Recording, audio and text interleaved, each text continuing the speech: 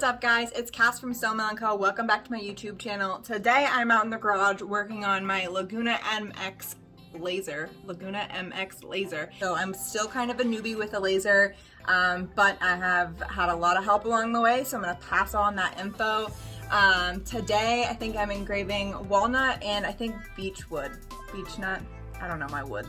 Anyways, I have the shell casing pieces that I do. I have some bigger pieces and some smaller pieces, the bigger like trays, and then I have some name plaques as well. So I have 2 done, but I still have a lot to do, so I figured I'd bring you guys along with me to show you how I do that. So let's go. Real quick though, before we get started, I would love it if you would like and comment on this video and be sure that you're subscribed to my channel. I am brand new here on YouTube and I'm trying to build up my account, trying to get to 1K subscribers, so I would appreciate the love on this. But anyways, again, let's go. So I know I complain about my workspace sometimes. I have the garage, I have my wood shop, and then I have my resin studio. I complain that everything's kind of spread out and I don't have enough space sometimes, but one thing I do like is my commute to work. So, I'm here.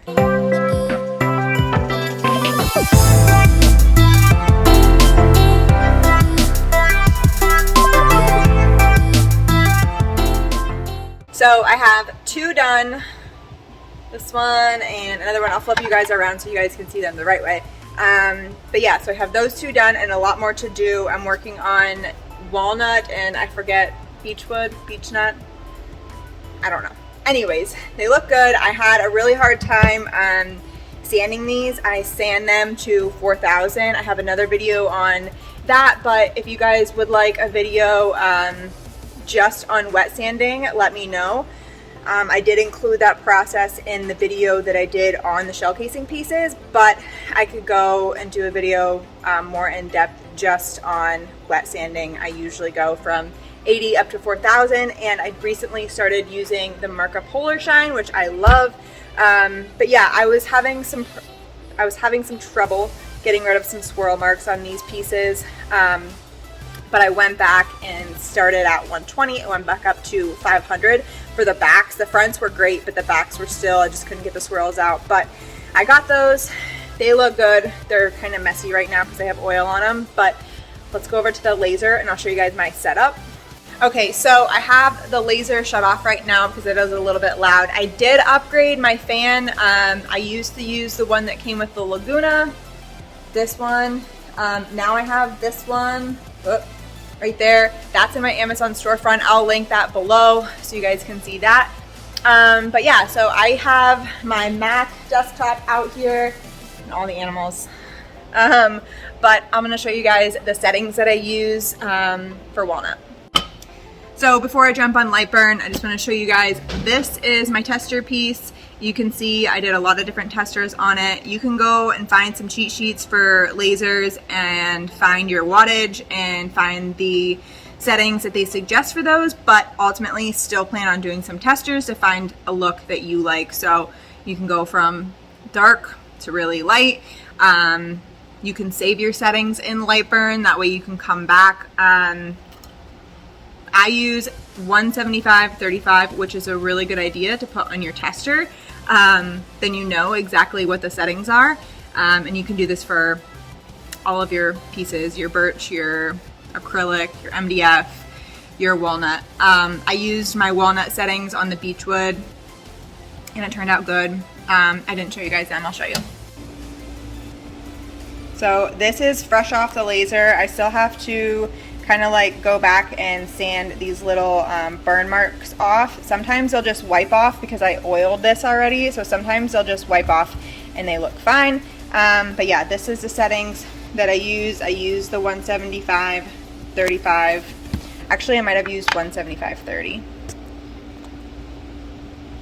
But yeah, so let's go do this again. Okay guys, so no fancy screen recorders here.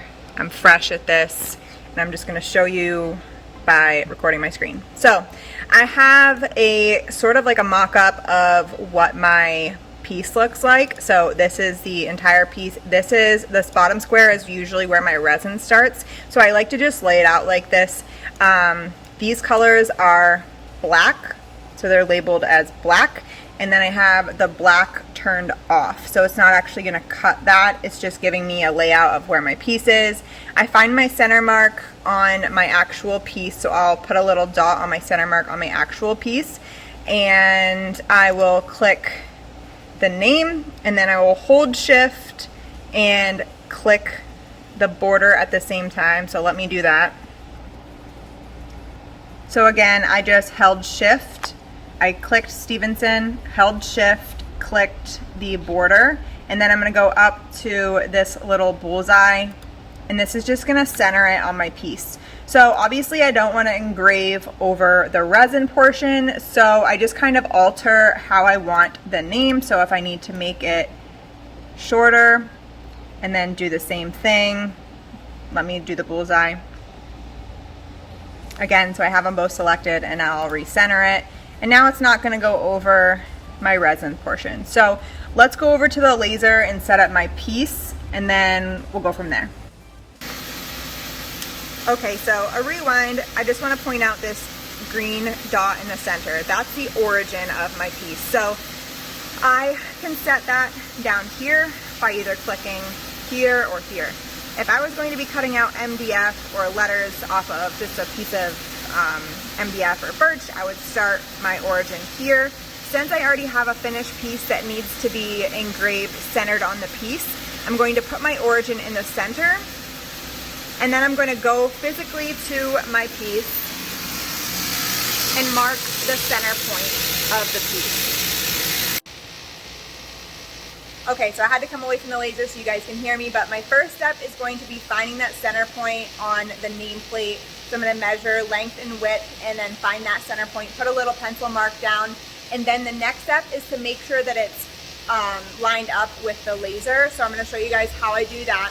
So you want it to be straight. Obviously you don't want your engraving to go at an angle or something. So I just use this axis to line my piece up with, and then it'll be perfectly straight. So what I do is, again, I have already found my center mark.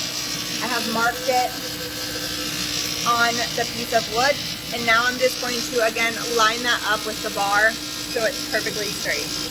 And all I'm going to do is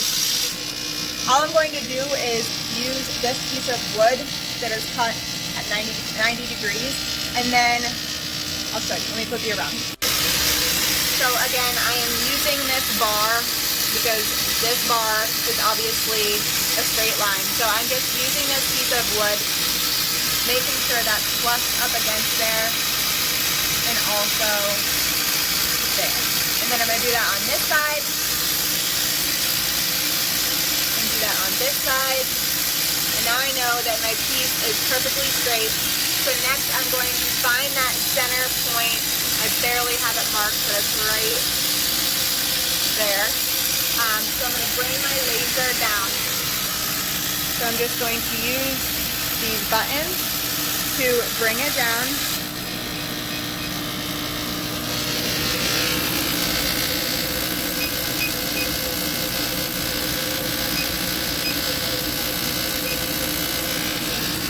So you want to line up the laser with your center point. So you use these buttons to do that, and then you're going to click origin. So now that is where your origin is set. So your origin where the laser is right now is the same as this green dot. So my settings for my walnut are going to be at fill. You want it to be a fill, not a line. This is going to engrave. A fill is engraved. So I'm going to double click here, and I have my settings again set for 175, 35. This is my default. And then yeah, you can choose to do crosshatch, which crosshatch is going to go both ways and it's going to give you more. I don't choose to do that. I leave it just like that, and I like the results that I get from that. But again, try some different settings. Get yourself a tester piece and try a bunch of different settings. But yeah, so we're gonna click OK. And then we're gonna frame it to see where it's at. So this is the frame button. And I'm gonna frame this, and it's going to show me where the lettering is gonna come out to be. That's gonna show me if any of the lettering is gonna end up on the resin portion, because my resin portion actually isn't straight across. It actually goes like this or whatever. All the pieces are different. So I'm just gonna frame it just to make sure I like how it is, and that gives me an idea to make sure that something didn't get messed up and Stevenson is gonna be cutting like way off of my piece. So again, you can frame it with the square frame or the round frame. The round frame is going to give you more of an exact frame. This is just gonna give you a box frame. So let's just go with the box frame, because this is pretty boxy anyways. We don't have any like random letters up here. So again, I'm gonna click the frame, and then I'm gonna show you guys.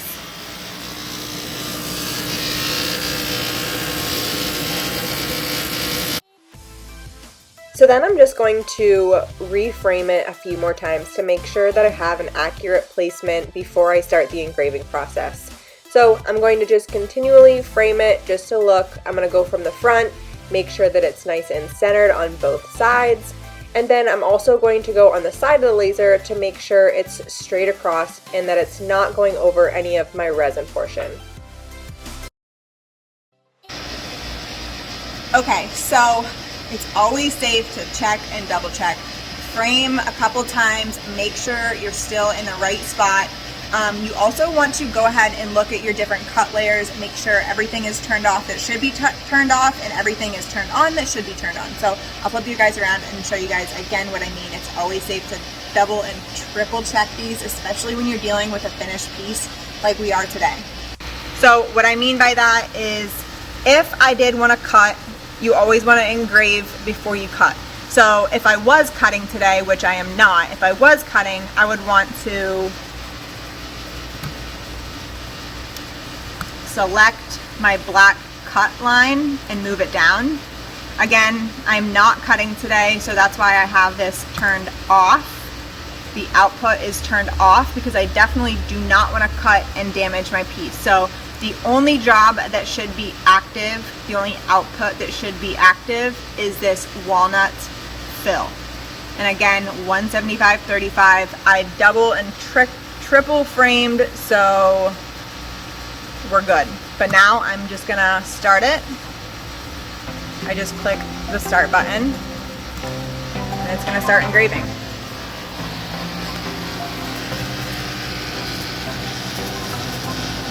So the best part about a laser is that's an 8-minute job, and I'm gonna press start, walk away, and work on some other things so I can get 2 things done at once.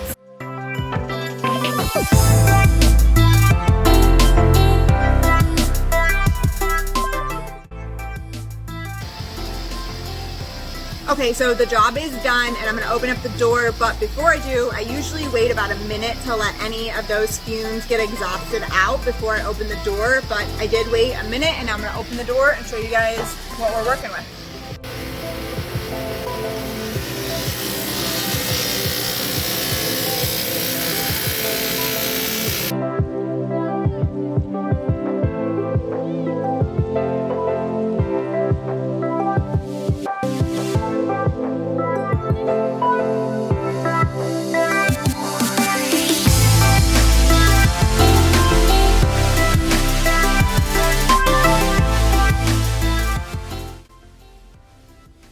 Alright guys, so that is a wrap for this video. The piece turned out awesome. I have a couple more to do, but that's all for this video. I hope you guys enjoyed this. You learned something, and if you guys have anything else that you want to see from me or learn from me, please let me know. Comment below if you guys have any questions or you want a demonstration on anything, whether it's resin, woodworking, the laser, whatever you guys want to know or learn, let me know.